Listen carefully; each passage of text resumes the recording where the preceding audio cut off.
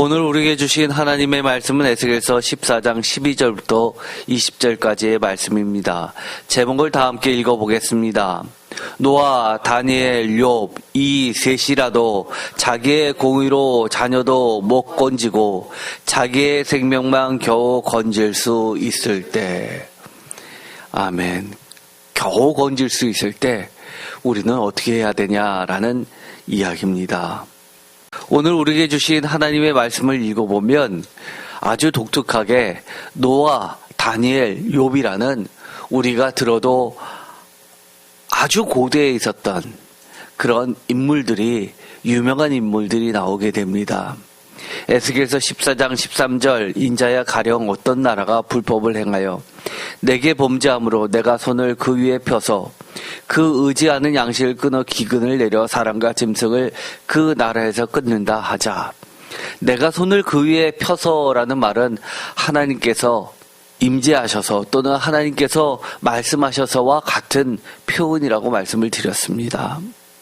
또는 하나님의 권능이 임하여 라고 할 수도 있고 심판을 행하여 라고도 읽을 수 있습니다. 14절, 비록 노아, 다니엘, 욥 이 세 사람이 거기에 있을지라도 그들은 자기의 공의로 자기의 생명만 건지리라.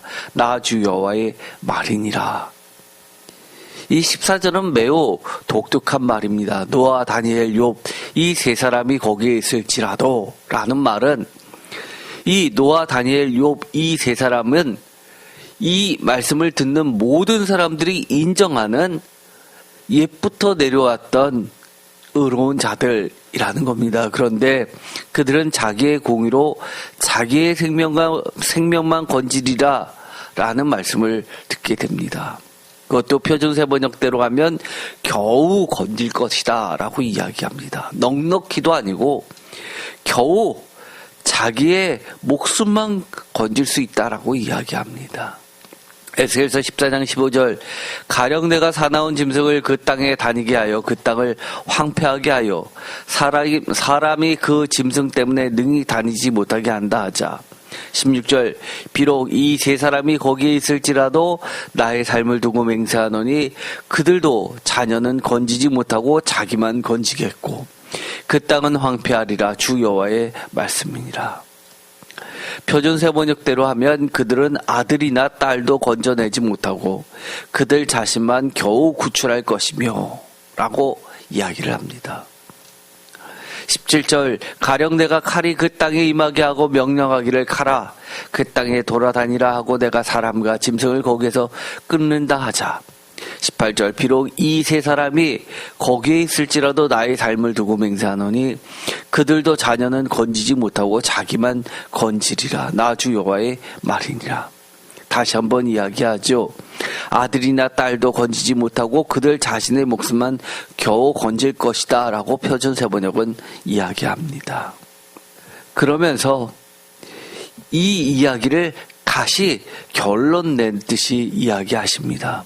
19절, 가령 내가 그 땅에 전염병을 내려 죽임으로 내 분노를 그 위에 쏟아 사람과 짐승을 거기에서 끊는다 하자.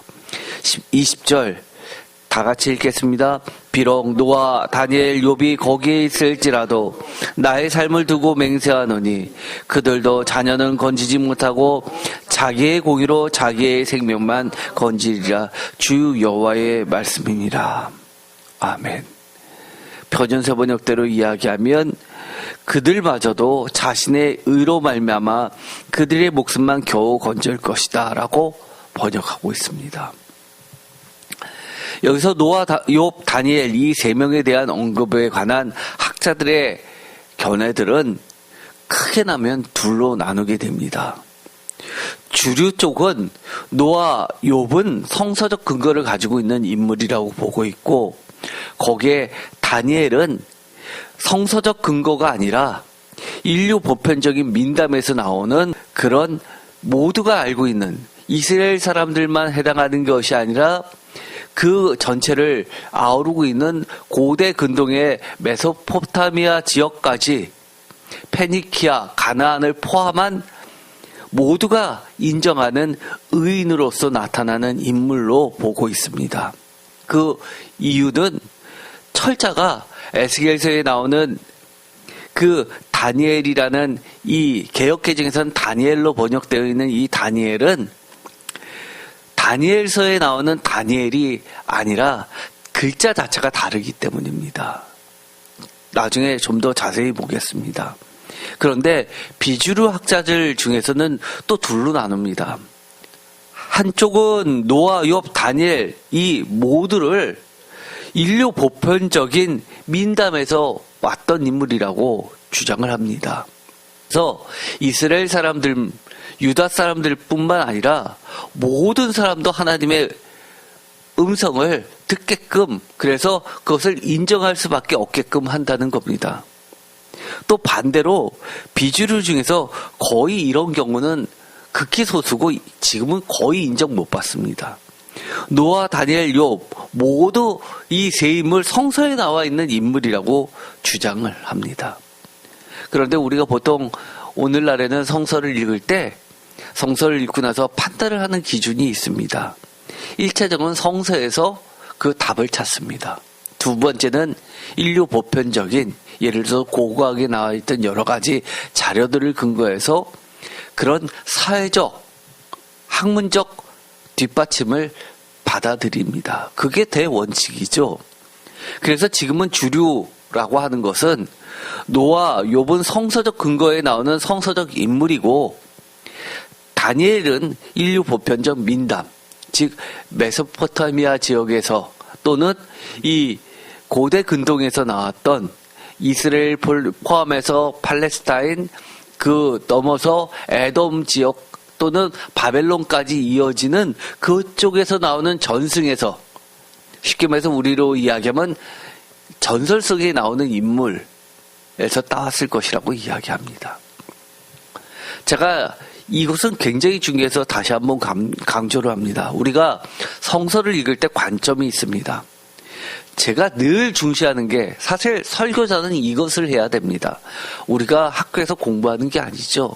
어떤 학문적 여러 가지 도구들을 갖고 오지만 성서를 읽어야 되는 관점은 하나님의 의도를 파악하는 겁니다. 이것은 학문이 해줄 수 없습니다. 기본적으로 신앙적으로 하나님을 경험한 자들이 하나님의 심정을 이해하고 하나님의 의도를 파악하는 겁니다. 그럼 우리가 주류를 받아들인다 하더라도 이 세 사람의 이름을 거론시킨 하나님의 의도는 무엇일까?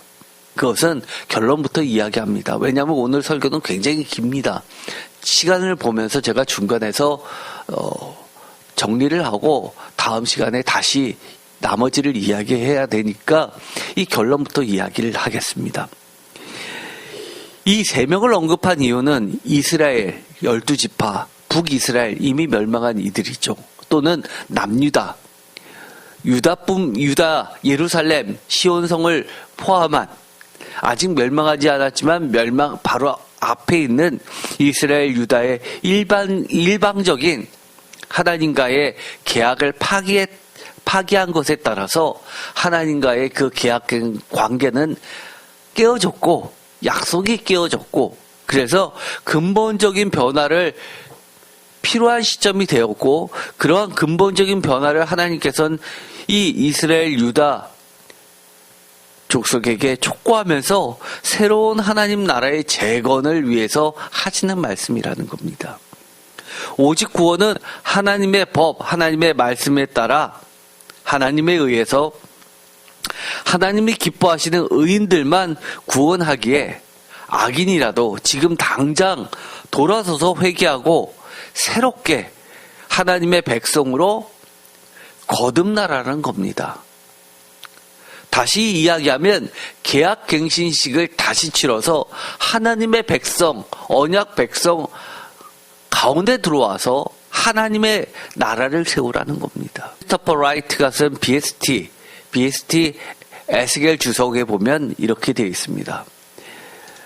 에스겔서 14장에 나오는 성경의 인물, 이것은 성서에서 나오는 것이 아니라 특히 다니엘이라는 이 이름은 히브리어 철자, 제가 전에도 히브리어 성경을 보여드린 적이 있죠. 가운데는 자음으로 구성되어 있고 그 밑에 마소라 텍스트라고 해서 마소라 모음을 찍어놨습니다. 점들을 찍어놨는데 그거는 사실은 그 전에는 자음으로만 구성되어 있고 6세기 이후에 만들어진 겁니다. 그것이 바로 마소라 학파들이 이 자음만 구성되어 있는 히브리어 글자를 읽기가 어려우니까 거기다 모음을 찍어 놓은 겁니다.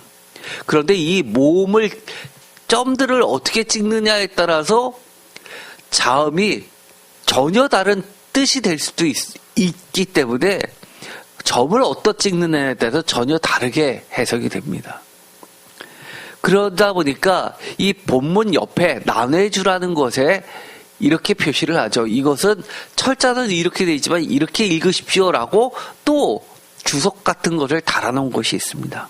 어쨌든 간에 히브리어 철자는 이 에스겔서에 있는 이 다니엘은 성서 다니엘이 아니라 고대 수리아, 지금의 이야기하면 시리아부터 해서 아람 지역이라고 보통 하는 겁니다.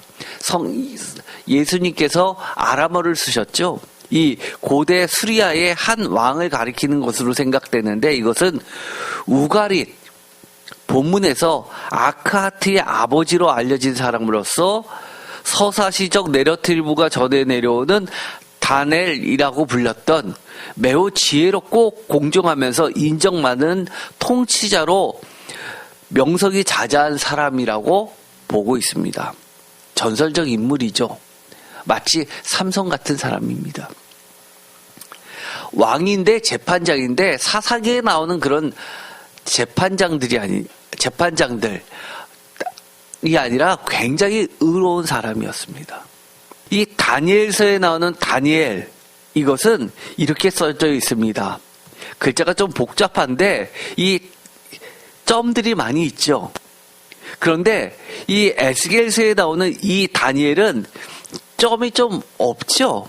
사실 이게 어떤 두 개를 비교해 보면 이렇게 되어 있습니다. 다니엘서에 나오는 이것은 밑에 이렇게 꺽쇠로 되어 있는 것이 그 사이에 점이 하나 찍혀 있습니다. 바로 이겁니다. 그런데 여기에는 에스겔서에 나오는 다니엘은 이 꺽쇠 모양으로 되어 있는 이렇게 손 모양으로 되어 있는 요 안에 점이 없죠. 이걸 이중점이라고 하는데 이중점은 두 번 발음을 하라는 겁니다. 앞에도 발음하고 뒤도 발음하고. 그래서 그 성서에서 나오는 것은 다니엘이라고 읽고 이 에스겔서에서 나오는 것은 다넬이라고 읽습니다. 발음은 비슷하지만 어쨌든 이것은 다른 이야기죠. 그런데 왜 이렇게 다르게 했느냐? 이게 뭐 이렇게 중요하냐? 사실은 이것에 따라서 의도하는 바가 달라질 수 있기 때문입니다. 손병현 엑스포지멘터리 에스겔서에 보면 이렇게 이야기합니다. 본문에 다니엘이 언급되는 것은 그의 의를 강조하는 건데 에스겔서에 나오는 이 다니엘은 성서 다니엘이 아닌 이유가 일단 성서 다니엘서의 다니엘은 이 에스겔보다 나이가 어립니다. 그렇기 때문에 나이가 많은 그 당시에 있었던 포로로 끌려간 사람들이 이 어린 다니엘을 의인으로서 인정할 리 만무하다는 겁니다. 조금 더 시간이 지나야지 모든 사람들이 의인이라고 할 수 있죠. 왜냐하면 의인이라고 할 때는 전 인생에 흠이 없어야 되잖아요. 그러다 보니까 이것은 그 짧은 시기에서 의인으로 등극했을 것보다도 또 다니엘서에 나오는 이 다니엘은 그의 능력 때문에 의롭다라고 이야기하는 거지 그가 정말 의로워서 성서에서 이야기하는 것처럼 의로워서라는 거하고는 거리가 좀 멀다는 얘기입니다. 결론적으로 이야기하면 이 에스겔서의 다니엘은 바벨론에 살고 있었던 그런 다니엘이 아니라 시리아의 북쪽에 위치하는 라 샤무라라는 지역이 있습니다. 이것은 고고학에서는 굉장히 중요한 아주 일반적으로 잘 알고 있는 곳인데요. 주전 1400년경에 우가릿 유물들이 대거 나왔습니다. 점토판이 나왔는데 거기에 다니엘이라는 이름이 등장하게 돼서 많은 학계에 관심을 가졌죠. 야, 이게 성경에서 보던 인물이 실제로 있네? 성경이 맞네? 이렇게 해서 연구를 한 겁니다. 전에도 그런 이야기를 했죠. 과연 다윗이라는 왕이 실제로 존재했을까요? 우리는 다 존재했다고 믿습니다. 그러나 증명이 됐나요? 증명하기가 쉽지 않습니다. 그런데 다윗의 집안이라는 점토판이 하나 나왔습니다. 딱 하나 나왔습니다. 그래서 성서가 맞다라고 결론이 내린 겁니다. 그렇기 때문에 이 고고학이 그래서 중요한 겁니다. 그래서 이 다니엘의 인물은 페니키아 출신으로서 아카츠의 아버지였으며 36,000년을 살았다고 합니다. 거기 점토판에는 꼭 에녹과 비슷하죠. 그래서 이 유대 전승에는 이 에녹의 후손으로까지도 그려내고 있습니다. 어쨌든 간에 매우 의로운 지도자로서 고아와 과부들의 송사를 귀담아 들어주고 정의와 공의를 베푸는 왕의 대표적인 의로운 왕으로 묘사되고 있습니다. 이것을 영어로 아넷이라고 표현한 게 보이는데 이게 학자가 그 점토판에다 다 붙여놓은 건데 이것이 아주 고고학에서는 기준들이 되는 기록물입니다. 그래서 에스겔서 28장 1절에서 3절의 기록과 두로 왕과 지혜를 이야기할 때 에스겔 선지자는 이 다니엘이라는 이름을 다시 한번 언급할 정도로 그쪽 지역에 살고 있었던 사람들은 누구나 다 아는 내용이라는 겁니다. 예를 들어서 세종대왕 하면 우리는 아주 잘 알고 있지만 미국 사람들이 알까요? 모릅니다. 그런데 누구누구라고 이야기하면 모두 다 아! 라고 인정할 만한 그런 인물이라는 겁니다. 그것은 뭐를 얘기하죠? 특수성이 아니라 보편성을 이야기하는 겁니다. 그 누구도 거부할 수 없이 아, 하나님 말씀 맞아요 라고 인정할 수밖에 없게끔 누구나 다 아는 이름을 거론한다는 겁니다. 왜 그러면 성서에 있는 다니엘서에 나오는 다니엘을 왜 읽지 않습니까? 그렇다면 우리가 그것을 읽어냈을 때의 단점, 반론을 제기할 수 있다는 거죠. 그러나 여기에서 하나님의 말씀은 그 누구도 반론을 제기할 수 없게끔 하신다는 겁니다. 하나님의 그 선언이 옳습니다. 그렇죠. 그럴 수밖에 없습니다. 라고 하게 하신다는 겁니다. 여기서 세 사람은 모두 다 의로운 사람이라는 것이 당대에 흠없는 사람이라고 하는 것의 특징입니다. 그런데 왜 이렇게 했냐? 한마디로 타성에 젖은 백성들의 믿음에 반박하기 위해서라는 겁니다. 왜일까요?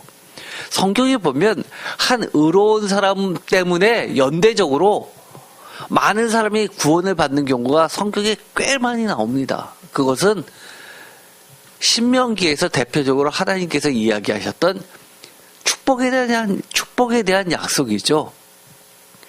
그리고 예를 들어서 노아의 의로움으로 그의 가족이 함께 구원받은 일이 있고요.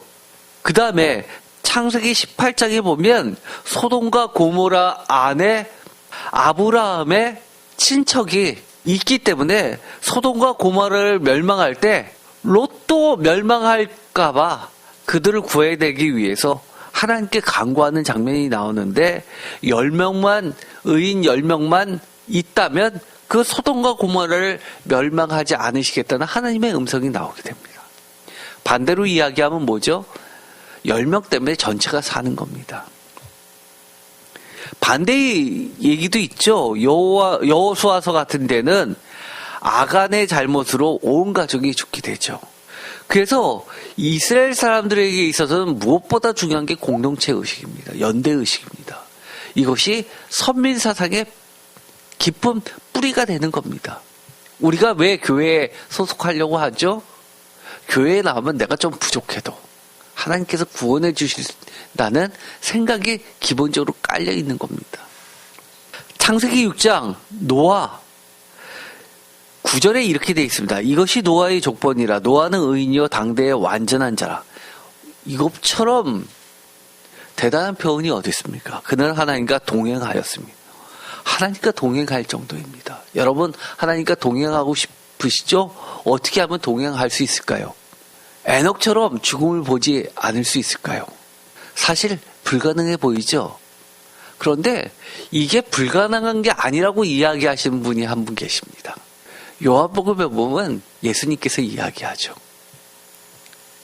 성령님에 의해서 성령님과 함께 내재하시는 성령님과 하나가 되면 하나님과 예수님과 함께 거하고 동행하고 죽음을 보지 않고 영원히 산다고 이야기합니다. 참 신비로운 이야기죠. 그래서 우리를 예수님께서는 의롭게 해주신다는 겁니다. 창세기 7장 1절 여호와께서 노아에게 이르시되 너와 내 온 집은 방주로 들어가라. 이 세대에서 내가 내 앞에 의로움을 내가 보았습니다. 창세기 6장 18절 그러나 너와는 내가 내 언약을 세우리니 너는 내 아들들과 내 아내와 내 며느리들과 함께 그 방주로 들어가고 결국 노아의 의로움 때문에 가족이 살게 됩니다. 창세기 8장 4절 일곱째 달 곧 그 달 11의 날에 방주가 아라랏산에 머물렀으며 창세기 8장 18절 노아가 그 아들들과 그의 아내와 그 며느리들과 함께 나왔고 에레미야 애가 4장 21절 우스 땅에 사는 딸 에돔아 즐거워하며 기뻐하라 자니 내게도 이를지니 내가 취하여 벌거벗으니라 라고 해서 여기에서 있는 이 에돔에 있는 우스 땅을 이야기합니다. 결국 이 노아는 어디 출신이냐? 우스 땅 출신입니다. 에돔 지역.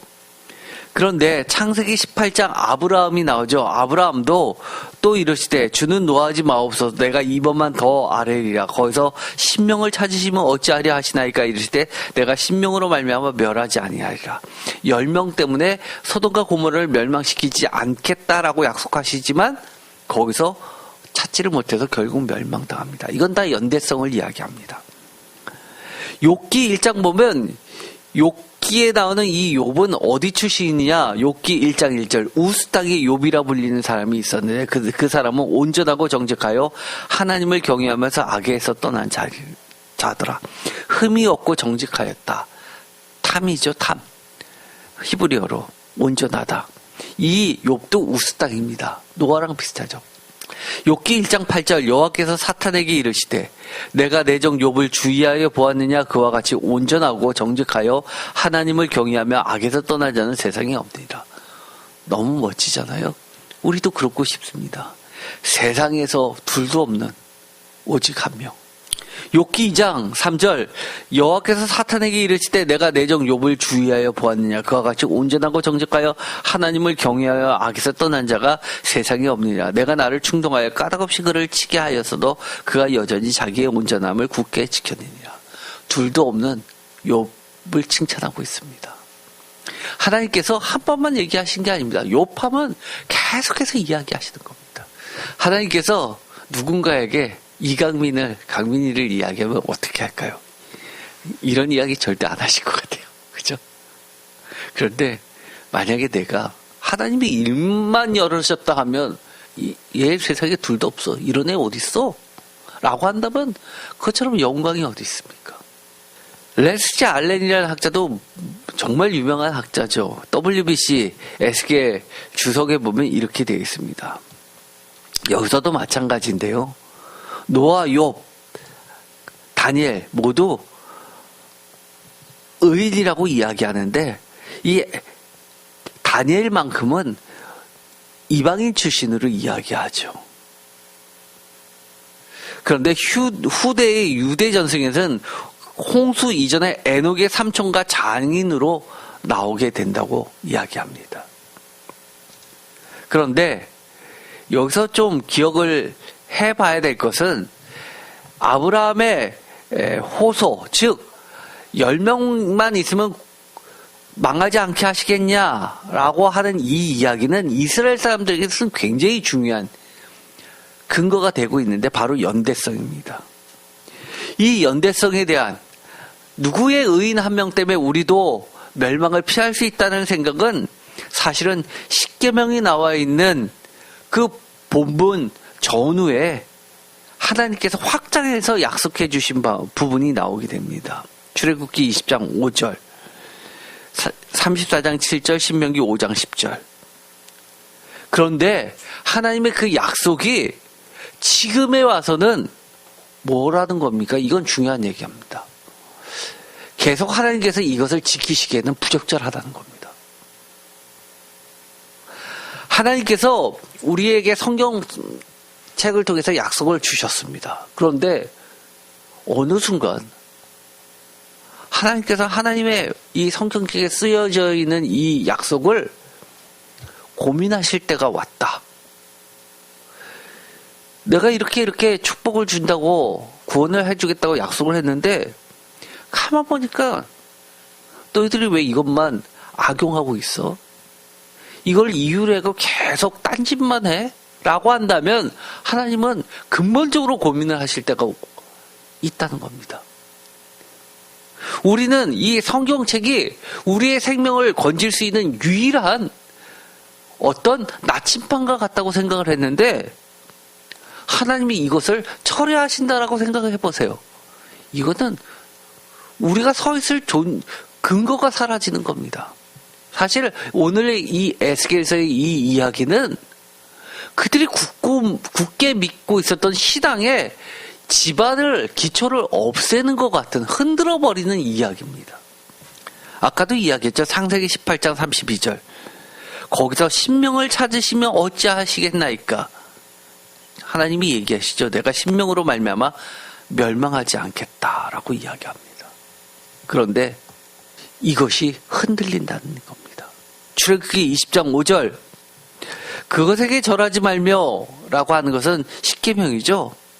그것을 섬기지 말라. 내 하나님 여호와를 질투하시는 하나님인즉 나를 미워하는 자의 죄를 갚되 아버지로부터 아들에게로 3, 4대까지 이르게 하거니와. 이 십계명을 확장한 구체적인 법입니다. 6절. 나를 사랑하고 내 계명을 지키는 자에게는 1000대까지 은혜를 베푸시느니라. 출애굽기 34장 7절. 인자를 1000대까지 베풀며 악과 과실과 죄를 용서하리라. 그러나 벌을 면제하지는 아니하고 아버지의 악행을 자손 3, 4대까지 보응하리라. 이것은 굉장히 우리가 잘 알고 있는 거죠. 신명기 5장 10절. 나를 사랑하고 내 계명을 지킨 자에게는 1000대까지 은혜를 베푸니라. 은혜는 1000대, 벌은 3, 4대. 그런데 이것을 굳게 믿고 있었던 그들에게 장점이 뭘까요? 왜 이걸 그렇게 붙잡았을까요? 내가 지금 포로로 끌려왔습니다. 가족과 헤어졌습니다. 가족을 다 데리고 간 게 아닙니다. 바벨론에서 포로를 끌어갈 때는요, 어떤 사람을 뽑아갔죠? 왕족들, 그 다음에 고관들, 그리고 기술자들까지 다 데리고 갔습니다. 그리고 그 땅에 낮은 계층 사람들을 남겨놨죠. 어떤 사람들은 가족과 헤어진 사람들이 많았을 겁니다. 그들은 내가 끌려가서 고생은 하지만 어떻게 생각했을까요? 하나님, 내 가족들만은 구원해 주세요. 이것 아닐까요? 그런데 그것마저도 흔들릴 수 있다는 겁니다. 이 WPC 주석에서는 이것을 지적하고 있습니다. 포로들의 현재의 절박한 염려가 뭐냐? 잡혀온 인전들의 자녀들은 뒤에 남게 되었는데 결국 그들의 죽음을 예언하는 에스겔의 이 선언, 충격이 아닐 수 없다는 겁니다. 노아, 다니엘, 욥과 같은 사람이 있다 하더라도 그의 자녀들은 구원하지 못하고 노아, 다니엘, 욥 이 세 사람도 겨우 자신들의 목숨만 건질 것이라는 이야기입니다. 그러면 어떻게 된다는 얘기죠? 내 자녀들도 결국은 죽게 되겠구나. 지금 어떻게 해야 됩니까? 이걸 묻는 겁니다. 하나님은 왜 그 약속을 철회하시냐는 겁니다. 왜요? 너무 하나님께서 은혜를 1000대까지 갚아주시겠다라고 했었던 그 하나님의 약속을 어떻게 했습니까? 이용만 하고 악용만 했습니다. 우리가 선을 베풉니다. 상대방이 계속해서 그걸 이용만 하고 악한 행동만 합니다. 그러면 우리 어떻게 해야죠? 그래서 그 사람한테 선행을 베풀니까 잘못을 깨우쳐줘야죠. 그러면 끊습니다. 자녀들이 제일 싫어하는 게 뭡니까? 자녀들이 부모님 말씀 잘 안 듣습니다. 그러면 최후의 수단이 있죠. 용돈 끊어버리면 자녀들이 아주 꼼짝 못합니다. 딴 건 몰라도 그거 끊으면 애들이 뒤집어집니다. 하나님께서 왜 그럴 수밖에 없냐는 겁니다.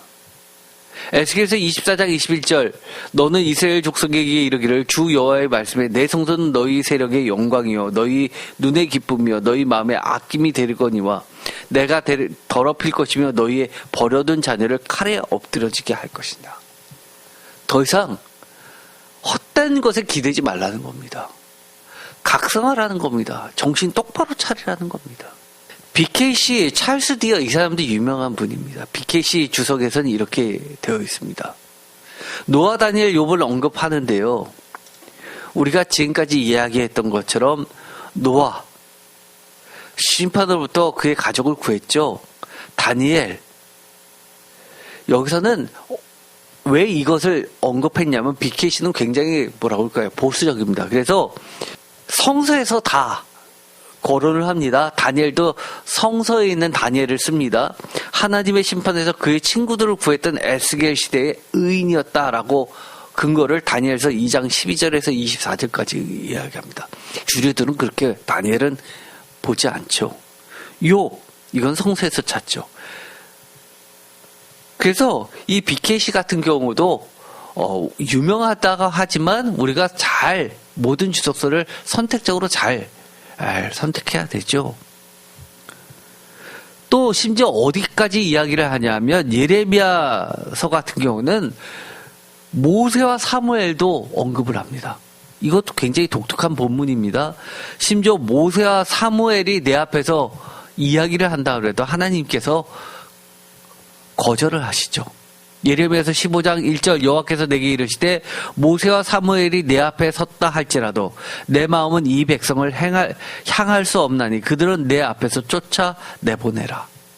하나님이 어떻게 하신다는 거예요? 하나님이 매우 엄격하게 심판하시겠다는 겁니다. 생존한 바벨론에 끌려온 포로들 에스겔이나 다니엘서의 다니엘처럼 이런 사람들이 걱정거리 예루살렘에 남아있었던 가족들의 생존 여부, 가능성 이것은 에스겔 선지자의 말에 의하면 꿈도 꾸지 말라는 겁니다. 자녀는 건지지 못하고 자기만 건지는 의로운 각자를 요청하고 있습니다. 에스겔서 14장 20절 아까도 이야기했죠. 다니엘서 2장 18절에 보면 아까 BKC 주석 같은 데서 했던 이야기의 근거를 여기서 찾았던 겁니다. 하늘에 계신 하나님이 이 은밀한 일에 대해 불쌍히 여기사 다니엘과 친구들이 바벨론의 다른 지혜자들과 함께 죽임을 당하지 않게 하시기를 그들로 하여금 구하게 하니라. 2장 24절 이에 다니엘은 왕이 바벨론 지혜자들을 죽이라 명령한 아레오에게로 가서 그에게 이같이 이르되 바벨론 지혜자들을 죽이지 말고 나를 왕의 앞으로 인도하라. 그리하면 내가 그 해석을 왕께 알려드리리라 하니. 의인한 한 사람 때문에 이 다니엘 때문에 친구들도 목숨을 구하게 되고 다른 사람들도 목숨을 구하게 됩니다. 현대성서 주석 인터프리케이션 이거는 굉장히 유명하다고 그랬죠. 조셉 블랭킨섭이라는 학자가 있습니다. 이 사람은요, 이 제2성전 시대, 이때부터 예수님 시대 이전까지 쉽게 말해서 가장 성서학 구약학자들이 어려워하는 이 유대교의 형성 시기, 기록이 많지 않기 때문입니다. 이 분야에 대해서는 손가락 안에 꼽히는 대가입니다. 이분은 이렇게 이야기하죠. 모세와 사무엘, 이스라엘 초기 역사의 인물들을 활용하는 예레미야와는 다르게 에스겔은 의의 모범들은 고대의 시대와 전설 왔다는 겁니다. 노아의 이 홍수 이야기는요, 일반적인 사람들도 이 이야기는 익히 알고 있는 이야기입니다. 예를 들어서 우리가 외부 사람들을 만나게 되면은요, 기독교를 공격하는데 어떻게 공격하냐면요.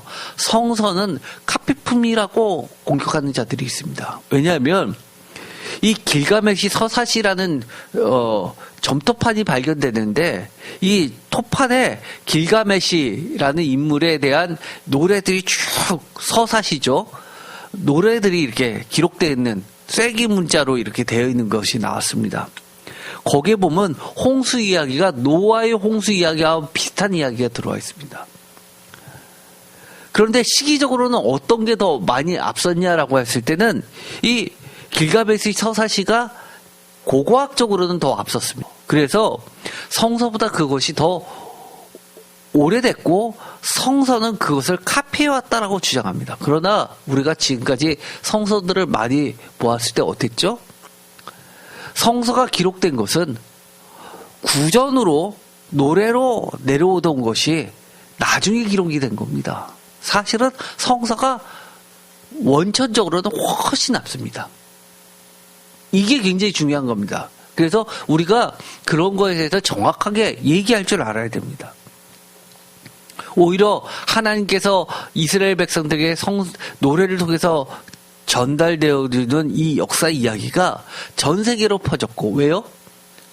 노아의 후손들 셈, 함, 야벳이 전 세계의 조상이 돼버리고 말잖아요. 그러니까 거기서 흩어진 사람들이 또 다른 역사를 만들어내다 보니까 여러 가지 유형들이 나오게 된 겁니다. 지혜롭고 의로운 영웅들의 이야기들이 대거 나오는데요. 그 중에 하나가 다니엘입니다. 아까도 이야기했지만 우가릴에서 발견된, 우가릴이라는 건 지역 이름입니다. 거기서 우가릴에서 발견된 후기 총독기 시대의 시들에서 지혜롭고 선한 페니키아 왕으로 그려내고 있는 인물이 바로 다니엘입니다. 어쨌든 간에 성서든 아니면 성서를 모르는 자들 할 거 없이 모두 다 보편적인 이야기라는 겁니다.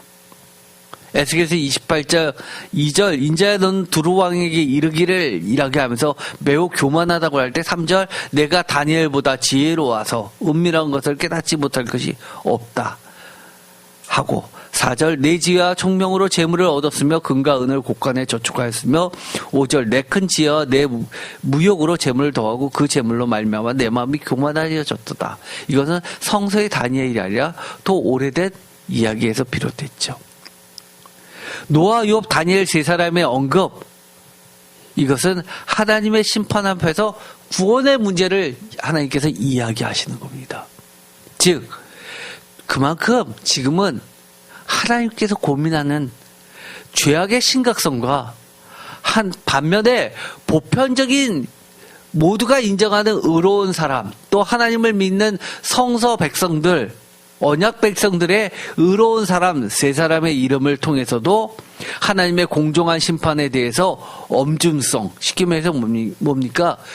그 누구도 건질 수 없고 보편성, 피할 수 없고 불가피성, 막을 수 없는 그런 구원의 문제를 언급한다는 겁니다. 우리가 질문을 당연히 해야죠. 그럼 과연 누가 구원을 받을 수 있습니까? 하나님께서 뭐라고 이야기하셨죠? 노아, 욥, 다니엘 세 사람 자신의 의로 겨우 목숨만 건진다고 이야기합니다. 그러면 하나님께서 욥은 이 세상에서 둘도 찾아볼 수 없을 정도의 의인이야 라고 이야기했으니까 내가 그렇게 될 수 있을까요? 없죠. 그러면 뭐가 문제입니까? 그러면 어떻게 해야 구원을 받을 수 있냐는 겁니다. 구원받기 위해서 나와 내 가족은 그러면 어떻게 해야 되냐는 겁니다. NIV 적용 주석, 이것도 굉장히 유명한 주석입니다. 이완 두굿이라는 학자는요, 아주 중요한 이야기를 합니다. 사실은 오늘의 설교의 핵심 중에 하나이죠. 바로 공동체성입니다. 그리고 그 공동체 속에 들어있는 한 개인의 이야기, 둘의 관계를 이야기합니다.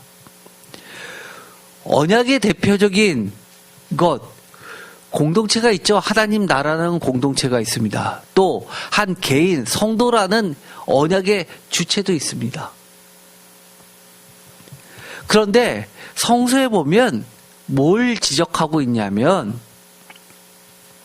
아담이라는 이름과 그리스도라는 두 인물을 이야기하는 로마서를 언급합니다. 로마서 5장 12절에서부터 20절까지 이야기를 이완 두굿이라는 이 학자는 끄집어냅니다. 사실 오늘의 말씀의 가장 핵심은 이겁니다. 이것을 통해서 우리가 깊이 구원의 문제를 따져봐야 됩니다. 어디서요? 죄악이 만연되고 그 누구도 구원받을 수 없을 정도의 그 죄악된 세상에서 구원의 문제를 실마리를 찾자는 겁니다. 그러면서 하나님의 언약 공동체의 구성이라고 주장하는 사람들, 즉 이스라엘 사람도 마찬가지죠. 뭐라고 이야기하냐면 요한복음에 보면 우리가 아브라함의 자손이라, 우리는 하나님의 언약 공동체다. 그래서 우리는 하나님의 자녀고 우리는 구원받을 수 있다. 보장되어 있다. 선민사상을 이야기하는 유대인들에게 예수님이 뭐라고 이야기하시냐면 요한복음 8장 39절에 너희가 아브라함의 자손이면 아브라함의 행사를 할 것이다 라고 이야기를 합니다. 즉 이야기는 뭐냐면 하나님의 언약 공동체의 구성원이라고 주장하는 사람들은 그들에게 주어진 완전한 의를 반영하는 자신들의 의를 보여주어야만 한다는 겁니다. 좀 어려운가요? 다시 한번 설명을 드리겠습니다. 로마서 5장 12절. 그러므로 한 사람으로 말미암아 죄가 세상에 들어오고 죄로 말미암아 사망이 들어왔나니 이와 같이 모든 사람이 죄를 지었으므로 사망이 모든 사람에게 이르렀느니라. 한 사람이 누구죠? 아담 이야기를 합니다. 원죄 이야기를 합니다. 로마서 5장 14절. 그러나 아담으로부터 모세까지 아담의 범죄와 같은 죄를 짓지 아니하는 자들까지도 사망이 왕노릇하여 나니 아담은 오실 자의 모형이다. 15절. 그러나 이 은사는 그 범죄와 같지 아니하니 곧 한 사람의 범죄를 인하여 많은 사람이 죽었은즉 더욱 하나님의 은혜와 또한 한 사람 예수 그리스도의 은혜로 말미암은 선물은 많은 사람에게 넘쳤느니라. 개인과 공동체를 계속해서 이야기합니다. 에스겔도 마찬가지입니다. 공동체를 이야기해. 유다 지파를, 하나님의 백성을 이야기하지만 노아, 다니엘을 언급하면서 각 개인을 이야기합니다. 개인의 구원 문제를 이야기합니다. 그런데 로마서 5장 17절 한 사람의 범죄로 말미암아 사망이 그 한 사람을 통하여 왕노릇하였은즉 더욱 은혜와 의의 선물을 넘치게 하는 자들을 한 분 예수 그리스도를 통하여 생명 안에서 왕노릇하리라. 18절 그러죠. 한 범죄로 많은 사람이 정죄에 이른 것 같이 한 의로운 행위로 말미암아 많은 사람이 의롭다 하심을 받아 생명에 이르렀나니 19절 한 사람이 순종하지 아니함으로 많은 사람이 죄인 된 것 같이 한 사람이 순종하심으로 많은 사람이 의인이 되었느니라. 21절 이는 죄가 사망 안에서 왕노릇한 것 같이 은혜도 또한 의로 말미암아 왕노릇하여 우리 주 예수 그리스도로 말미암아 영생에 이르게 하려 함이라. 즉 이렇게 이야기합니다. 에스겔이 이야기한 것 아담처럼 이스라엘 백성들은, 남아있는 유다 백성들은 모두 다 죽을 수밖에 없는 존재라는 겁니다. 그런 상황에서는 살려면 어떻게 해야 됩니까? 한 명 한 명이 의롭게 새롭게 태어나지 않으면 불가능하다는 겁니다. 그렇죠? 거기까지는 이해됐습니다. 그 다음이 문제죠. 그러면 우리는 노아, 욥, 다니엘과 같이 하나님이 인정할 만한 그런 의인이 될 수 있냐는 겁니다. 될 수 있어요? 저는 쉽지 않습니다. 여러분들 쉬울까요? 여러분들도 좋게 말해야 쉽지 않습니다. 나쁘게 말하면 뭐죠? 거의 불가능하죠. 그러면 구원받을 수 없겠네요. 그런데 이렇게 이야기합니다. 요한복음 8장 39절 대답하여 이르되 우리 아버지는 아브라함이라 하니 예수께서 이르시되 너희가 아브라함의 자손이면 아브라함이 행한 일들을 할 것이요. 즉 뭡니까? 아브라함의 자손, 아브라함과 연대 속에 있으면 아브라함 때문에 너희들도 구원받고 싶으냐? 그러면 아브라함의 자손이라는 그 의미는 이런 것이다라고 얘기해 주는데 아브라함이 행한 일, 그것을 하는 자들이 뭐라는 겁니까? 아브라함의 자손이라는 겁니다. 혈통적 자손이 아니라 예수님은 뭐라고 이야기하는 겁니까? 영적인 자손을 이야기하는 겁니다. 아브라함의 자손이 되는 것, 그것은 아브라함이 행한 일들을 하는 자들이 아브라함의 자손이라는 겁니다. 그러면 아브라함이 했던 믿음의 행위들을 하면 아브라함처럼 모두가 구원받는 언약 공동체에 놓이게 된다는 겁니다. 그것이 곧 하나님의 나라라는 겁니다. 이해되세요? 예수님조차도 혈통적 이스라엘을 주장하지 않습니다. 영적인 이스라엘을 처음부터 끝까지 이야기하시는 겁니다. 그러면서 예수님은 이렇게 이야기합니다. 하나님의 약속은, 하나님의 언약은 천대까지 베푸신다는 그 언약은 유효하다는 겁니다. 아주 오래된 주석인데요. 요즘엔 많은 신학생들이 거의 보지는 않지만 저희를 가르쳤던 이 교수님들은 이 주석서를 거의 참고하십니다. 아주 유명한 대학자들이 쓴 거죠. 좀 오래되긴 했지만 지금은 단종이 됐습니다. 그래서 중고서적이 훨씬 비싸졌습니다. 국제성서 주석이라고 하는데요. 에스겔을 쓴 주석 발트 아이로트라는 학자는 이렇게 이야기합니다. 여기서 굉장히 중요한 이야기를 하죠. 이 세 명을 언급한 이유는 문맥이 뭐라는 겁니까? 우리가 알고 있는 개념은 노아, 그리고 이 욥, 이 사람들은 성경 속에서 가지고 온 이 인물들조차도 어떻다는 거예요? 우리는 가족은 구원했다라고만 생각하는데 이분은 뭐라고 이야기하냐면 이들도 하나님의 말씀처럼 가족을 구원시키지 못했다라고 이야기합니다.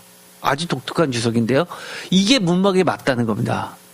그러면서 노아 역시 그의 아들의 파멸을 벗어날 수 있게는 할 수 없었다. 즉, 그래서 아들들의 불의 때문에 그 아들들을 저주할 수밖에 없었다는 겁니다. 노아가 어떤 인물입니까? 최초의 포도나무를 재배했던 신적 존재입니다. 그래서 포도주를 먹고 취해 있죠. 그러자 그 아들들이 아버지를 흉을 봅니다. 그러자 그 두 아들은 저주를 하고 한 아들은 축복을 해주죠. 특히 가나안은 셈, 함, 야벳 중에서 특히 가나안은 종으로서 저주의 저주를 하게 됐죠. 또한 이 우리는 욥을 생각하면 의롭다라고만 생각하는데 이 욥에 받았던 심판 중에 하나가 뭡니까? 자녀들이 다 죽게 되죠. 닥쳐오는 이 자녀들에게 임하는 재앙을 아버지가 막지 못했다는 겁니다.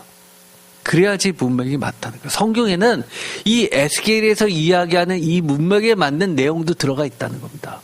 그 다음에 이 바깥에서 민간 전승에서 가지고 오는 이 다니엘, 성서 다니엘이 아니라 바깥에서 갖고 오는 이 다니엘이라는 이 의로운 왕도 전설에 보면 어떻게 되어 있냐면 인간 혹은 반신적인 존재로서의 의로운 심판자이긴 하지만 이 다니엘은 그의 아들들이 여신 아낫의 복수를 당하지 않도록 보호할 수 없었던 왕이었다고 합니다.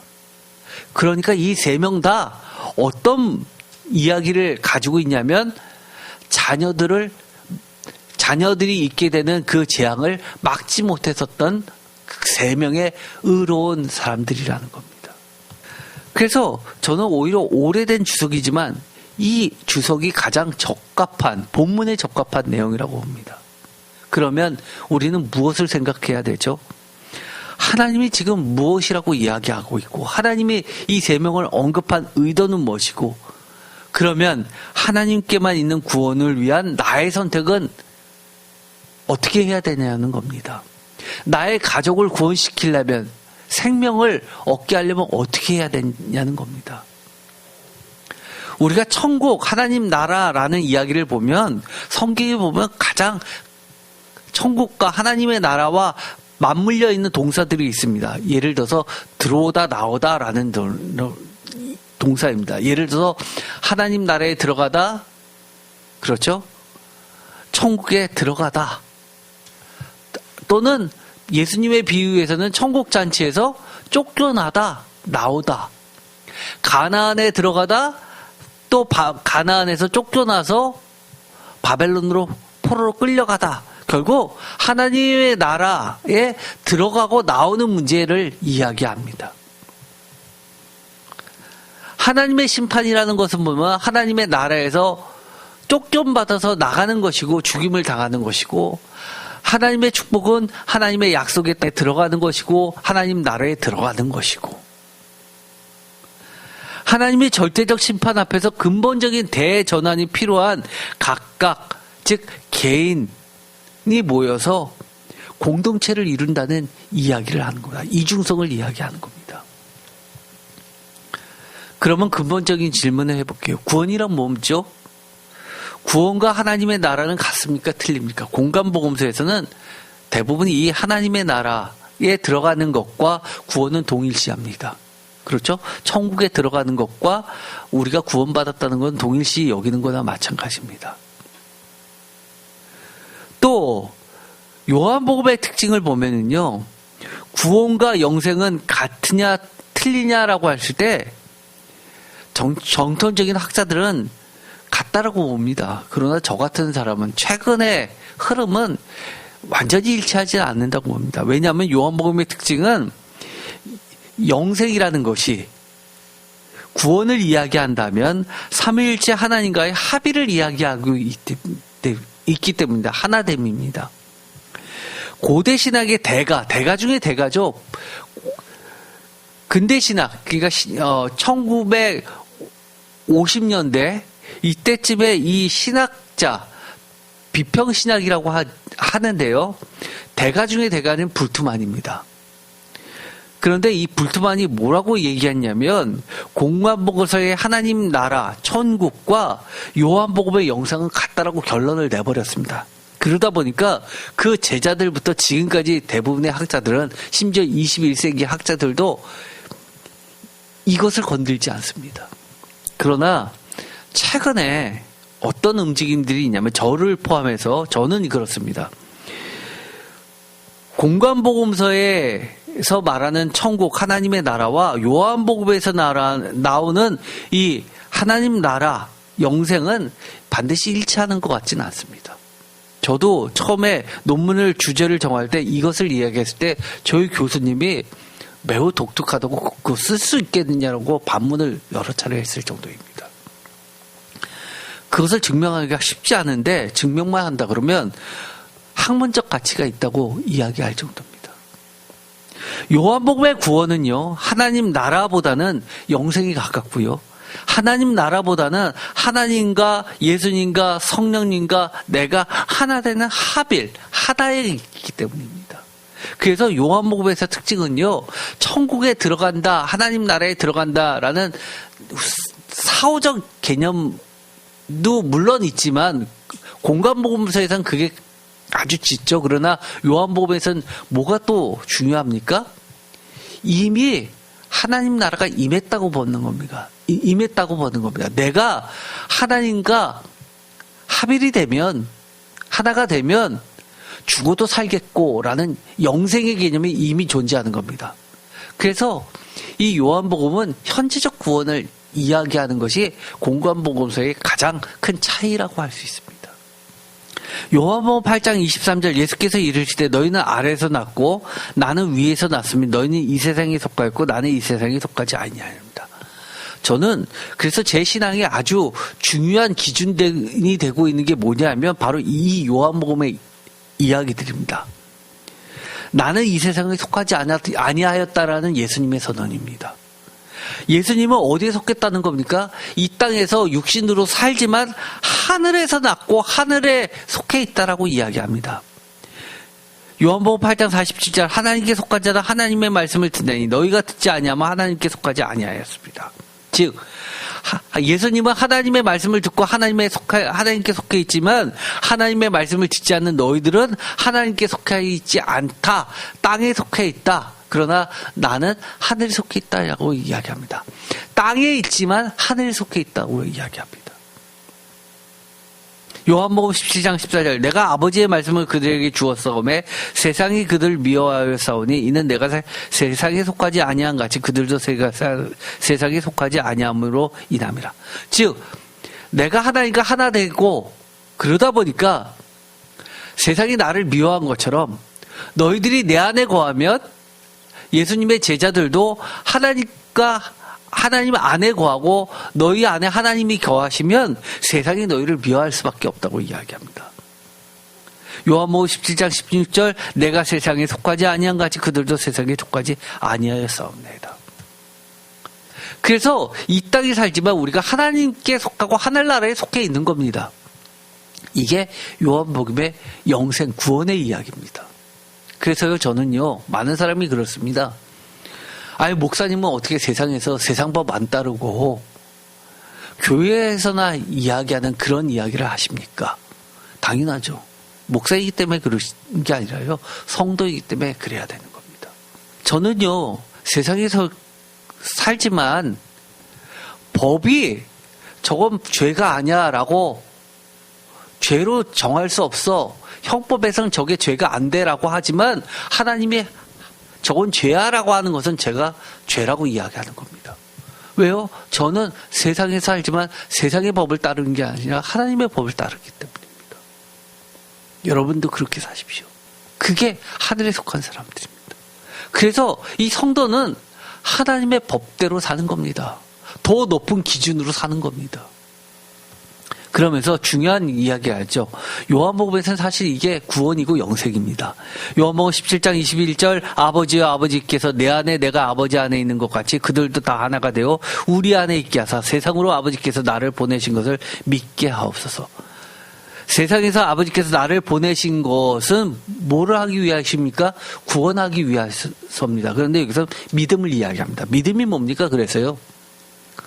구원과 같은 얘기입니다. 어떻게 해요? 우리가 구원받았다라는 것은 믿음이 요한복음에서는 다 동사로 표현되어 있습니다. 원어를 읽어보면은요, 믿음이라는 명사형이 안 나오고요, 다 동사형으로 나옵니다. 우리가 살아내는 겁니다. 하나님의 믿음으로, 하나님의 신실함으로 살아내는 겁니다. 22절 내게 주신 영광을 내가 그들에게 주었사오니 이는 우리가 하나가 된 것 같이 그들도 하나가 되게 하려 함이라. 23절 곧 내가 그들 안에 있고 아버지께서 내 안에 계시어 그들로 온전함을 이루어 온전함 당대의 의인 아닙니까? 하나가 되게 하려 함은 아버지께서 나를 보내신 것과 같이 또 나를 사랑하신 것 같이 그들도 사랑하신 것을 세상으로 알게 하려 함이라. 세상은 미워하지만 하나님은 우리를 사랑하십니다. 어떨 때요? 우리가 하나님 안에 있고 하나님이 우리 안에 거하시고 우리가 예수님 안에 거하시고 예수님이 우리 안에 거하시고 어떻게 가능해요? 성령님 때문에 가능한 겁니다. 내재하시는 성령님을 통해서 삼위일체 하나님과 우리가 하나가 됨으로써 우리는 영세가 안에 존재하고 구원 안에 있는 겁니다. 언제요? 죽어서만이 아니라 이 땅에 있으면서요. 24절 아버지여 내게 주신 자도 나 있는 곳에 나와 함께해서 아버지께서 창세전부터 나를 사랑하시므로 내게 주신 나의 영광을 그들로 보게 하시기를 원합니다. 창세전부터 예수님께서 아버지 품 안에 계셨습니다. 우리가 이 땅에 있으면서 하나님과 예수님과 성령님과 우리가 하나가 되면 우리는 지금 예수님이 이야기하신 것처럼 창세전부터 나를 있게 하나님과 함께 있었던 곳에 우리도 함께 있는 겁니다. 이게 구원이고 이게 영생입니다. 이게 요한복음의 공간복음서하고 틀린 차이가 나는 중요한 특징이죠. 제가 사실 박사과정의 논문의 주제가 이런 거입니다. 26절 내가 아버지의 이름을 그들에게 알게 하였고 또 알게 하리니 이게 뭐라고 이야기했죠? 새로운 언약식입니다. 이렇게 해서 예수님은 어떻게 하시는 겁니까? 죄악된 세상 속에서 다 죽을 수밖에 없는 존재들에게 새롭게 언약식을 맺어주면서 우리들을 어디로 초청하시는 겁니까? 하나님의 나라 안에 들어가게 새롭게 공동체를 구성하는 겁니다. 시작이 어디서부터 됐습니까? 예수님 한 분으로. 로마서 이야기하면 이 얘기입니다. 한 번 예수님으로 인해서 우리 모두가 구원받을 수 있는 길이 열렸다고 하는 겁니다. 사실 공관복음서에서 아까도 이야기했지만 불투만이 영생과 구원은 같은 개념이다 라고 결론 지었던 본문이 이겁니다. 이게 그래서 굉장히 중요한 본문이 돼버렸는데요. 마태복음 19장 16절 어떤 사람이 죽게 와서 이르되 성령이여 내가 무슨 선한 일을 하여 영생을 얻으리까? 영생을 물어봅니다. 그런데 17절 예수께서 이르시되 어찌하여 선한 일을 내게 묻느냐? 선한 이는 오직 한 분이시니라. 내가 생명에 들어가려면 계명들을 지키라. 생명에 들어가려면 아까 뭐라고 얘기했죠? 들어가다 나오다 그 앞에 있는 말이 뭐라고 그랬습니까? 주로 공관복음서는 하나님의 나라를 이야기합니다. 천국을 이야기합니다. 그런데 뭐라고 이야기하죠? 생명에 들어간다. 즉 영원한 생명에 들어간다라고 하는 것과 하나님 나라에 들어간다는 것과 같다라고 결론을 내게 한 근거 본문인 겁니다. 마태복음 19장 21절 예수께서 이르시되 내가 온전하고자 하다. 여기서는 온전, 완전을 이야기하죠.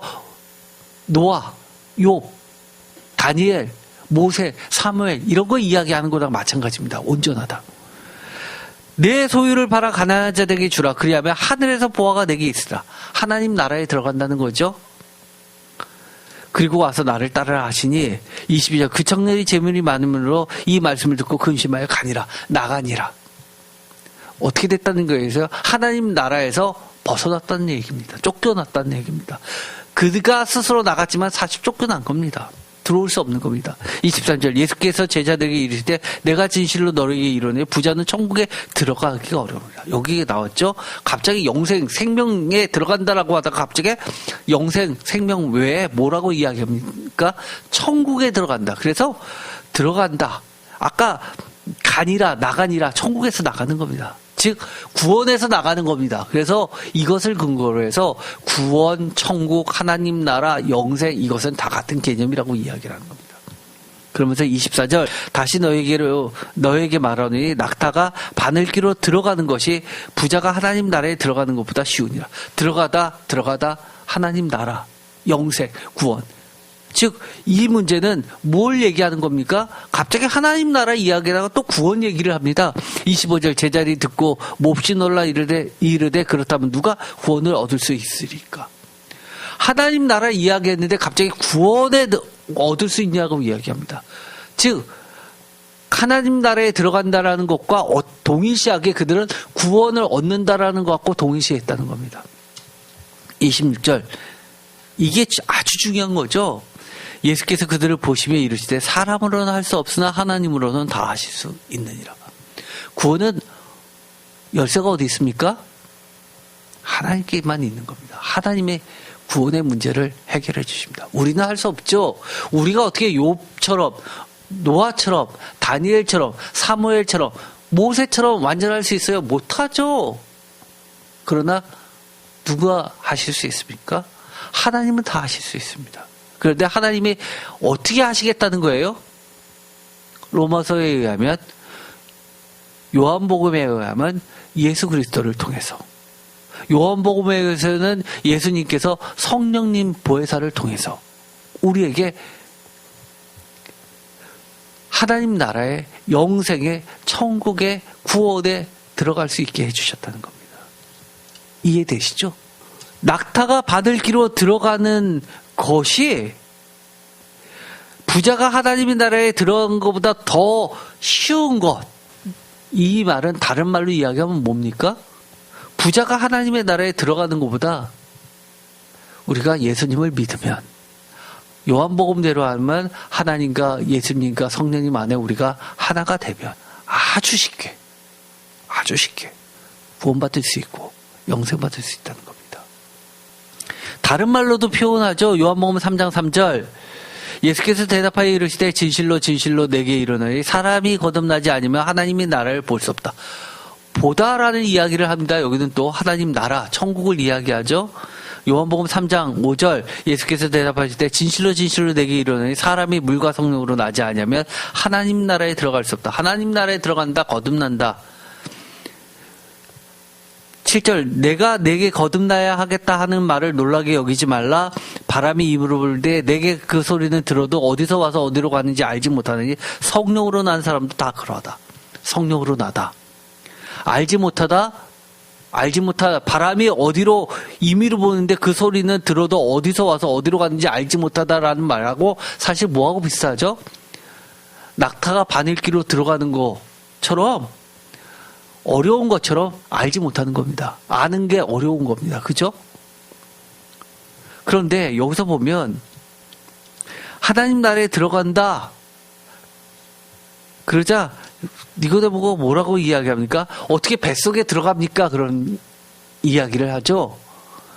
여기서도 또 무슨 얘기를 합니까? 들어가다 나오다 얘기를 계속하는 겁니다.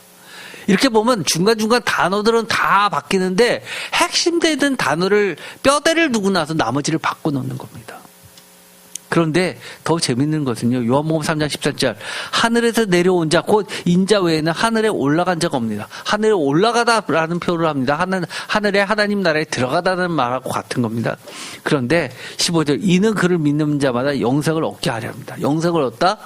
영생에 들어가다. 구원에 들어가다. 이해되시죠? 어떻게 해요? 예수님을 믿고 예수님 안에 거하고 예수님이 우리 안에 거하면 가능한 이야기가 되는 겁니다. 제가 블로그 안에 여러 가지 천국과 하나님의 나라에 관련된 본문들을 쭉 넣습니다. 참고해 보시고요. 다시 제가 했던 질문. 이 에스겔서에서 노아, 욥, 다니엘을 언급하면서 그들 자신만 겨우 구원을 받는다. 자식들까지도 구원을 하지 못한다라고 했었던 하나님의 의도가 뭐냐는 겁니다. 더 이상 의인 아버지로부터 자손 천대까지 은혜는 없는가? 하나님께서 완전히 그 약속을 폐기하셨는가? 아니라는 거죠. 하나님 자신이 하셨던 원칙, 아브라함 때부터 지속됐던 신명기적 약속의 말씀을 처리하기보다는 아브라함 때부터 보여주셨던 하나님의 은혜에 대한 약속 공동체인 이스라엘, 유다의 아니라고도 기만적인 거짓 신앙에 철퇴를 놓기 위한 겁니다. 이 이야기는 뭡니까? 우리도요, 예수님께 속해야 되는데, 하늘에 속해야 되는데, 이름만 가지고 그것을 거의 뭐라고 하죠? 하나님과 예수님을 기망하면서 속이면서 악용만 한다 그러면 하나님께서 철퇴 놓으시는 겁니다. 뭐라고 이야기하시는 거나 마찬가지냐면 우리가 기독교인이잖아요. 하나님 예수님 믿는다고 했잖아요. 라고 반문하는 게 뭐라고 똑같은 겁니까? 너희들이 아브라함의 자손이라고 말하냐라고 묻는 겁니다. 그러면서 예수님이 하셨던 것, 너희들이 아브라함의 조상의 자손이면 아브라함이 했던 것처럼 너희들도 증거해야 될 거 아니냐. 너희들 스스로가 아브라함의 행위를 증명해 보여야 될 거 아니냐. 즉 너희가 예수님을 믿는다고 하면, 하나님을 믿는다고 하면 너희 자신 각자가 구원이 보장되어 있다고 주장만 하지 말고 너희가 진짜 예수님을 믿는지, 하나님을 믿는지, 하나님과 예수님 안에 거하는지를 스스로 보여줘라라는 겁니다. 이해되시죠? 참된 신앙인으로서 살라는 겁니다. 두 번째 문제. 그러면 지금은 개인의 신앙만 중요합니까? 더 이상 공동체 신앙은 필요 없습니까? 그게 아니라는 거죠. 공동체의 신앙이 무엇보다도 중요한데 그 공동체를 구성하는 신앙 구조가 참된 신앙 한 명조차도 사라지게 만드는 죄악된 구조. 이걸 한마디로 이야기하면 원죄라고도 이야기합니다. 즉 죄를 방지하는 공동체 시스템의 부재와 그 죄악된 공동체 속에 단 한 명조차도 사라져 버리게 만드는 구조, 이것을 원죄라고 해석하는 학자들도 꽤 많이 있습니다. 예를 들어서 선악과를 따먹고 싶을 때 그거 따먹으면 안 돼라고 막을 수 있는 시스템. 또 아담에게 줬을 때 아담이 이거는 아닌데라고 멈출 수 있는 시스템. 그래서 사회적 구원을 하고자 하는 크리스찬들이 사회적 악에 대해서 싸우는 이유 중에 하나죠. 사회적 구원도 필요한 겁니다. 개인의 구원도 필요하지만 사회적 구원이 이루어지면 뭐가 회복되는 거죠? 하나님 나라가 회복되는 겁니다.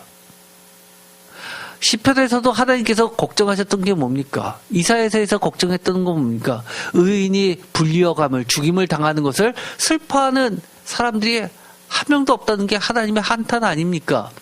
의인이 점점점 사라져서 하나님께서 하늘에서 의인이 있나 찾아보려고 하시는데 한 명도 없다는 게 하나님의 한탄 아닙니까? 왜 그럴까요?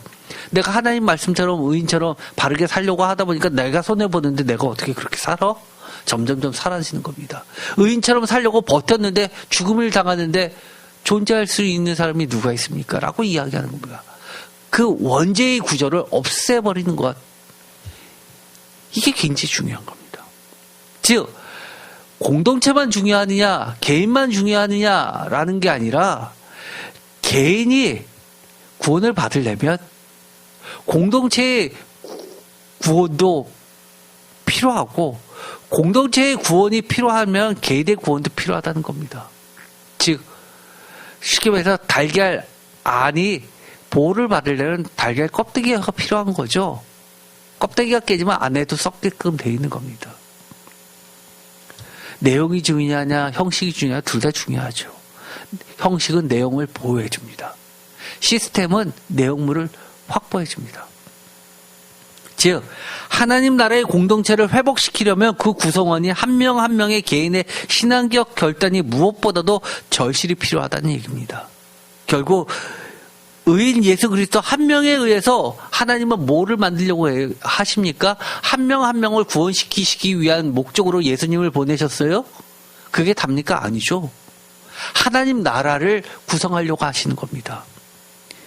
한 명 한 명의 의인을 만들어서 결국 그들이 모여서 성도들이 모여서 뭐를 이루는 거예요? 하나님 나라를 만들고요. 그래서 우리가 예수님을 우리의 왕, 메시아라고 부르는 거 아닙니까?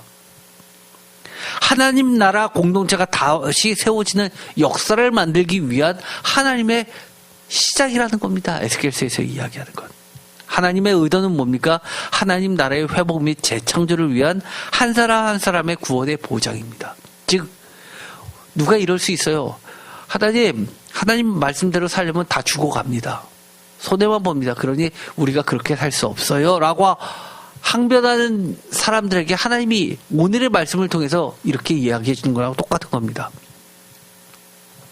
다 세상이 죄악된다 하더라도 너는 끝까지 하나님의 말씀을 붙잡으면 노아, 다니엘, 욥처럼 너희들만은 구원해 줄 거야. 그러니까 세상을 핑계 삼지 마라고 이야기하는 겁니다. 오히려 너희들 한 명 한 명이 하나님께 굳게 붙잡아 있으면서 말씀대로 살면 그런 사람들이 한 명 한 명 불어나면서 어떻게 된다는 거예요? 하나님의 나라가 완성된다고 이야기를 하는 겁니다. 이해되시죠? 하나님께만 있는 구원을 위한 나의 선택은 뭡니까? 하나님의 기준에 맞는 하나님의 절대적 은혜를 신뢰하는 신앙의 결단이 필요합니다. 그래서 제가 그런 말을 굉장히 싫어합니다. 하나님 말씀대로 성경 말씀대로 세상을 어떻게 삽니까? 교회 안에서는 하는 소리지. 이거 굉장히 싫어합니다. 그럴 때 어떻게 하시라고요? 예수님이 하셨던 것처럼. 예수님 한 사람 때문에 하나님 나라가 지금 세워지고 있는 겁니다. 여러분 한 명 한 명이 예수님처럼 살아내면 예수님을 믿고 예수님의 자손임을 증명하면 되는 겁니다. 구원은 결국 개인 플레이입니까? 여전히 하나님 나라의 공동체성은 유효합니까? 당연히 하나님 나라의 공동체성은 유효하죠. 하나님 나라의 개인과 공동체는 뗄래야 뗄 수 없는 관계입니다. 개인의 특수성과 하나님 나라의 공동체성, 보편성, 이것은 성도와 교회의 관계와 마찬가지입니다. 아까도 욥과 다니엘, 모세를 이야기할 때 어떤 건 성서에서 갖고 오고 어떤 거는 보편적인 걸 갖고 오고 특수성이든 보편성이든 할 거 없이 다 마찬가지 이야기입니다. 여러분이 잘 믿는다고 자식들도 하나님께서 구원해 주실 것 같습니까? 아니라는 생각하지 말라는 겁니다. 아니라는 생각하지 말라는 겁니다.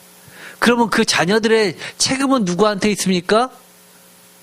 가정이라는 공동체를 구성하고 있는 나한테 책임이 있다는 겁니다. 그래서 파수꾼에 대한 이야기가 뭡니까? 에스겔을 통해서 하나님께서 얘기하는 것은 경계를 하라는 겁니다. 나팔을 불라는 겁니다. 깨우치라는 겁니다. 노아, 욥, 다니엘 세 사람의 언급은 하나님의 심판대 앞에서 구원의 문제를 근본적으로 이야기하시면서 죄악에 얼마나 세상이 심각한지, 그럼에도 불구하고 하나님의 심판은 매우 공정하다는 겁니다. 그런 의인이 어디 있어요? 내가 어떻게 돼요? 하나님 할 수 있습니다. 누구 때문에요? 예수 그리스도 때문에 가능해집니다. 그러나 하나님의 심판은 정말 엄중합니다. 누구누구 때문에 덩달아서 하는 게 없습니다. 건질 수 없습니다. 또 피할 수도 없는 보편성입니다. 또 막을 수도 없는 불가피성입니다. 그러면서 하나님만이 하실 수 있는 구원, 하나님의 심판대회에 오늘도 지금도 철저히 서서 오늘을 살아내는, 그렇게 함으로써 우리가 구원을 받아야 되겠죠. 구원받기 위해서 그럼 나와 내 가족은 어떤 결단해야 됩니까? 나와 내 가족은 하나님의 나라를 구성하는 가장 작은 최소한의 단위로서 나의 가족의 구원 문제는 결국 나의 문제이기도 합니다. 철저히 하나님의 말씀을 따라 올곧게 내가 살아내면서 또 자녀들도 공동체를 구성하고 있는, 가정을 구성하고 있는 자녀들도 같이 올곧게 살아나게 해야 되는 책임이 있는 겁니다. 제가 가족만 얘기하니까 공동체가 결국 가족 전도하라는 얘기입니까? 아니요. 제가 그 이야기하는 거 아닙니다. 가장 작은 단위를 얘기했을 뿐입니다. 좀 더 얘기하면 뭐라고요? 여러분이 직장에서, 사회 속에서 살 때 저 사람들은 내가 아무리 얘기해도 하나님 안 믿어요 라고 하지 말라는 겁니다. 결국 그들도 하나님의 심판대 앞에 섭니다. 그러면 어떻게 돼요? 악에 대해서는 타협하지 마세요. 그들이 저를 미워한다고 피하지 마십시오. 세상은 우리를 미워할 수밖에 없습니다. 그러나 우리는 어디에 속해 있습니까? 하늘에 속해 있고 예수님께 속해 있고 하나님과 예수님 안에 있다면 우리는 그래도 주님의 길을 가야 되는 겁니다. 그러다 보면 그들에게 경계가 되고 나팔이 되다 보면 그들도 결단해야 되는 시점이 옵니다. 어떻게 해요? 구원을 받으냐 못 받느냐의 문제에 서게 될 겁니다. 지금까지 이야기했습니다. 오늘 말씀을 쭉 이야기해보면 하나님이 하셨던 성경 말씀을 폐기하신 겁니까? 아니요, 그렇지 않습니다. 하나님의 원래 의도를 다시 한번 밝힌 겁니다. 모두 다 구원받으라는 이야기입니다. 지금 심판의 시기이기 때문에 그 누구도 예외일 수 없다고 이야기하는 겁니다. 그러려면 어떻게 해야 되는 겁니까? 시작이 내 한 사람, 나 하나하나가 하나님 앞에 서야 되는 겁니다. 기도가 마치겠습니다. 하나님, 오늘도 주님께서는 예전의 약속을 다시 한번 우리에게 들려주십니다. 노아, 욥, 다니엘, 심지어 사무엘, 모세까지 언급을 하시면서 하나님 앞에서 올바른 존재로 구원받으라고 이야기하십니다. 죄악된 세상 따르지 말라고 이야기하십니다.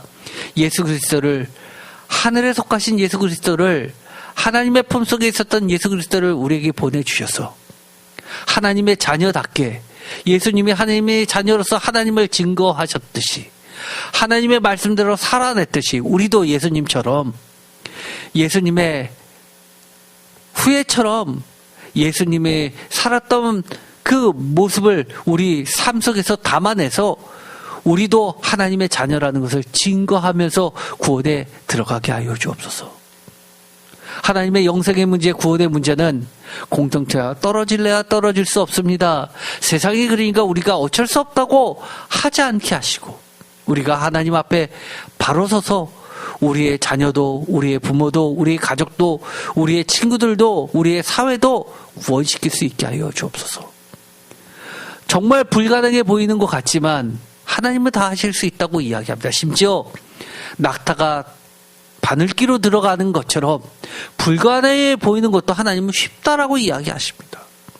예수 그리스도를 통해서 하나님 나라를 완성하시는 그 비밀을 우리가 보게 하시고, 하나님께서 새로 맺어주시는 그 언약식에 참여할 수 있게 하여 주옵소서. 예수 그리스도의 이름으로 기도드립니다. 아멘.